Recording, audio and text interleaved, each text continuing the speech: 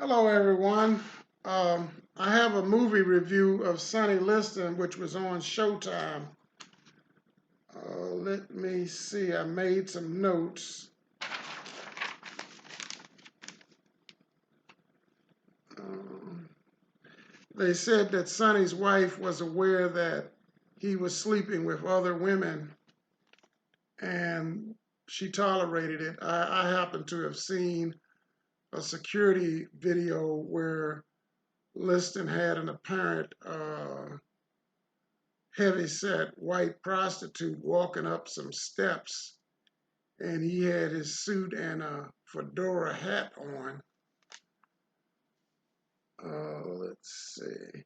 They said that Liston was kind to kids and old people, and they showed a picture of him playing around with a little young white kid. And people have said that Hitler was nice to his dogs.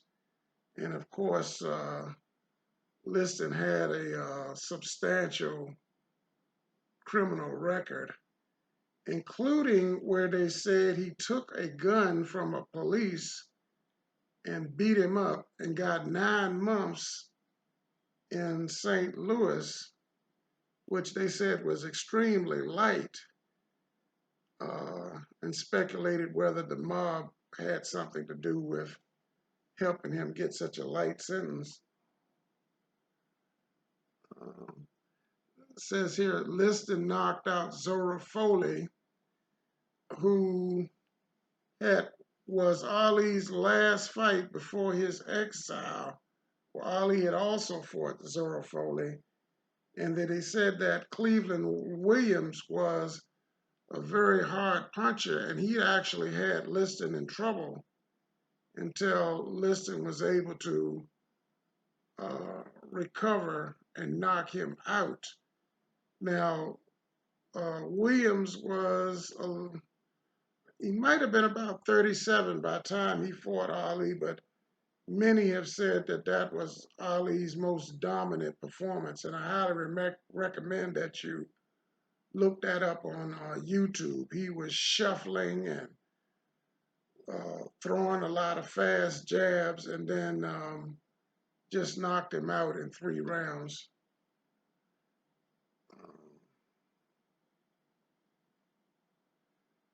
So they had Mike Tyson as well as some of Liston's family and friends making comments throughout the documentary. And Tyson just said that he felt that Patterson was too light and too scared. And I think maybe that Liston was just too strong for him, which of course was the case because Liston knocked him out to win the title and then knocked him out in 1 round. Knocked him out in 1 round to retain the title. Now, when Clay got to fighting Liston, he said that Patterson was so afraid that his knees were shaking, and then he did his arms on his knees and shook his knees back and forth, and he threw something down and he said, "I'm not scared of you." And so that happened. Let's see. They said that J. Edgar Hoover followed Liston around. I was a little surprised to see that. Uh, they said that they showed a picture of Patterson with JFK and said that JFK told him not to fight Liston because the model didn't want his trainer, who also trained Mike Tyson, did not want him to fight Liston. And Patterson decided that basically, I guess, that it was only fair to give Liston a shot. And they showed a clip of him saying, Liston has as much right to fight for the title as anyone else.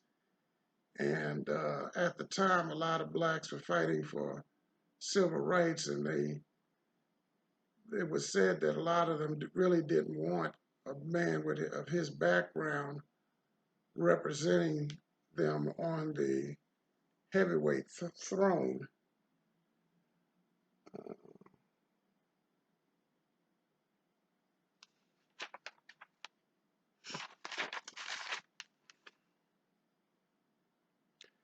They said the FBI impounded Liston's money. I think it was after one of those Ali fights, and they didn't give much detail. What would give them the authority to do that?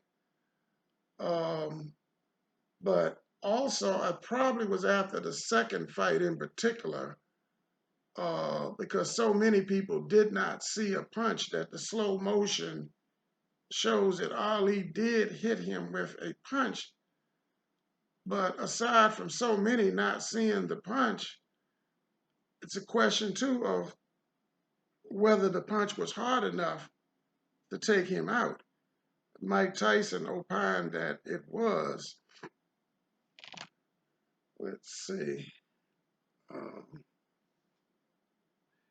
and then showed newspaper articles where Liston was demonized and vilified, and they showed a news clip that said Sonny most controversial since Jack Johnson.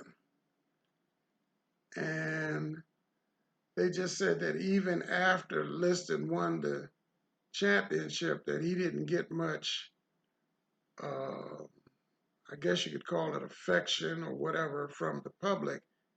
And that when he went to the airport, there was nobody there to greet him. And that, he had hoped that if he had won the championship, that maybe he would be considered a respectable member of society. Let's see. And they said that the rematch was originally supposed to happen in Boston, but the Kennedys, they said, help get it moved out of Boston.